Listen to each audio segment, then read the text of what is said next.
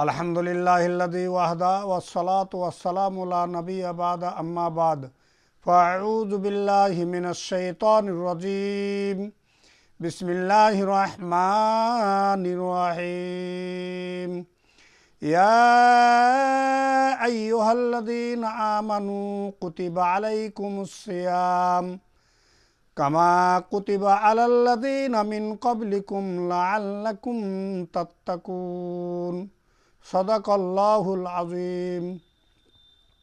समस्त प्रशंसा हामदनात आराधना उपासना সেই আল্লাহ রব্বুল ইজ্জাতের জন্য যে আল্লাহ রব্বুল ইজ্জাত বড় ভালোবেসে রহম এবং করম করে পবিত্র মাহে রমজানকে উপলক্ষ করে কিছু কথাবার্তা বলার শোনার তৌফিক দান করিলেন। সেই আল্লাহ পাকের শুকরিয়া বা কৃতজ্ঞতা প্রকাশ করার জন্য সকলে একবার ভক্তির সাথে অন্তরের স্থল হইতে বলি আলহামদুলিল্লাহ। তিনার পর আকাই নামদার তাজদারে মদিনা জনাবে মুহাম্মদুর রাসূলুল্লাহ সকলেই বলি সাল্লাল্লাহু আলাইহি সাল্লাতু সালামের প্রতি হাজার হাজার দরুদ ও শান্তির ধারা বর্ষিত হোক। সকলে বলি আল্লাহুম্মা আমিন। মুহতারাম শ্রোতামণ্ডলী, আপনাদের সম্মুখে আমি পবিত্র কালামুল্লাহ থেকে একটি আয়াত তেলাওয়াত করেছি। যে আয়াতের অর্থ লিখছে আল্লাহ পাক তাবারক তাআলা দ্বিতীয় পারা আয়াত নাম্বার 183। এই 183 নম্বর আয়াতে আল্লাহ রব্বুল ইজ্জাত বলছেন, ইয়া আইয়ুহাল্লাযীনা আমানু, হে ঈমানওয়ালা বান্দারা, কুতিবা আলাইকুমুস সিয়াম, তোমাদের ওপর রোজাকে ফরজ করা হয়েছে। কামা কুতিবা আলাল্লাযীনা মিন ক্বাবলিকুম, যেই রকম পূর্ববর্তী উম্মতের ওপর তোমাদের রোজা ফরজ করা হয়েছে। লাআল্লাকুম তাত্তাকুন, অবশ্যই এই রমজান এই রোজায় তোমাদেরকে পরহেজগারী বানাবে, আল্লাহওয়ালা বানাবে। তো মোহতারাম সামিনে কেরাম, আপনারা আমরা পবিত্র যে মাহে রমজান পেয়েছি, এটা আমাদের কৃতজ্ঞ, এটা আমাদের শুকরিয়া। অন্য আয়াতে আল্লাহ রব্বুল ইজ্জাত বলেছেন, শাহরু রমাদানাল্লাযী উনজিলা ফীহিল কুরআন, মানে আল্লাহ রব্বুল ইজ্জাত এই মাহে রমজান মাসে পবিত্র কোরআনকে নাজিল করা হয়েছে।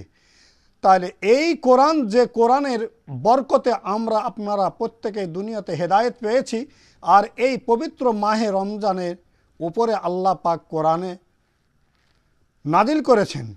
তো তাই আপনারা আমরা যে প্রত্যেকে যে লক্ষ্য রাখি মাহে রমজানের গুরুত্ব বা তাৎপর্য, সেটাকে গুরুত্ব দেওয়া। রমাদান শব্দের অর্থ লিখেছে রমাদা ইয়ারমিদু, রমাদান শব্দের অর্থ হচ্ছে জ্বালিয়ে দেওয়া, পুড়িয়ে দেওয়া, ছারখার করে দেওয়া। এবার আপনারা আমরা খুব ভেবে দেখি যে আপনারা আমার কাছে আমাদের কি পোড়াবে, কি জ্বালাবে। সেটা নবী আলাইহিস সালাতু সালাম হাদিস পাকের মধ্যে বলেছেন যে নবী আলাইহিস সালাতু সালাম সর্বপ্রথম জুমার যে খুতবার যে মেম্বার আছে, সেই প্রথম মেম্বারে যখন তিনি উঠলেন তখন বললেন আমিন। দ্বিতীয় ধাপিতে যখন উঠলেন তখন বললেন আমিন। তৃতীয় ধাপিতে যখন উঠলেন তখন বললেন আমিন। সাহাবারা জিজ্ঞাসা করলেন, ইয়া রাসূলুল্লাহ, ইয়া হাবিবাল্লাহ, এই রকম আপনি কেন করলেন? প্রথম ধাপিতে আমিন, দ্বিতীয় ধাপিতে আমিন, তৃতীয় ধাপিতে আমিন, এর কারণ কি? নবী আলাইহিস সালাতু সালাম বললেন, শোনো, আমার কাছে জিবরাইল ফেরেশতা এসেছিল।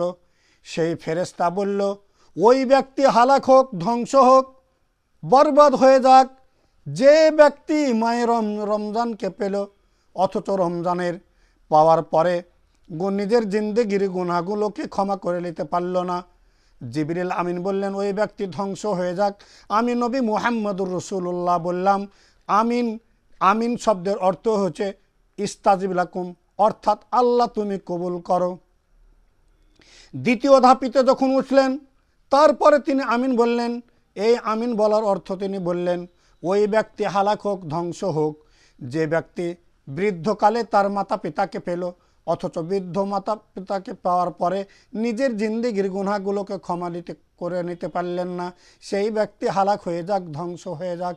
আমি নবী মুহাম্মদুর রাসূলুল্লাহ জিবরিল আমিনের সাথে সার্টিফাই করলাম আমিন, মানে আল্লাহ তুমি কবুল করে নাও। তৃতীয়বারে তিনি বললেন, ওই ব্যক্তি হালাক হোক, ধ্বংস হোক, যে ব্যক্তি আমার নাম শুনল অথচ আমার ওপর দরুদ পড়ল না, রহমত পাঠালো না, সেই ব্যক্তি হালাক হোক, ধ্বংস হয়ে যাক। আমি নবী মুহাম্মদুর রাসূলুল্লাহ ভেবে দেখলাম জিবরিল আমিনের ফেরেশতার সাথে আমি অ্যাডজাস্টমান হয়ে গেলাম।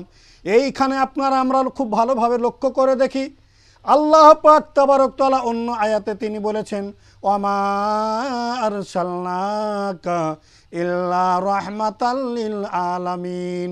সেই নবীজি রহমাতাল লিল আলামিন হওয়ার পরেও তিনি জিবরিল আর ফেরেশতার সাথে সার্টিফাই করলেন।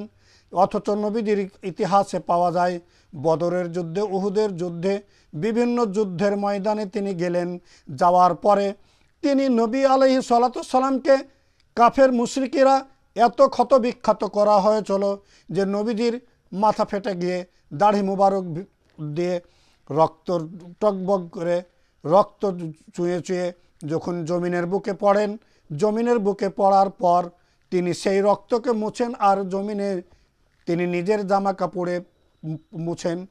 নবীকে জিজ্ঞাসা করলো, ইয়া রাসূলুল্লাহ, আপনি এইরকম কেন করেন?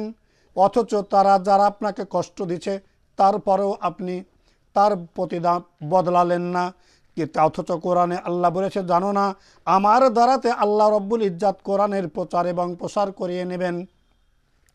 অথচ আমি রহমাতাল লিল আলামিন হওয়ার পরে সেই নবী এত দয়াবান নবী যার কোরআনের সার্টিফাই করেছে ওমা আরসালনাকা রাহমাতাল লিল আলামিন, যে আল্লাহ রব্বুল ইজ্জাত আপনাকে আমাকে যখন মাহে রমজান দিয়েছে, তো সেই রমজান 11টি মাস আমরা গুনাহ করে এসেছি, সেই গুনাহগুলোকে মাহে রমজানকে জ্বালিয়ে দেওয়া, পুড়িয়ে দেওয়া, ছারখার করে দিয়ে আমরা আমাদের জিন্দেগিকে চেতনা নিয়ে নেব। এই বলে আমি আমার কথা শেষ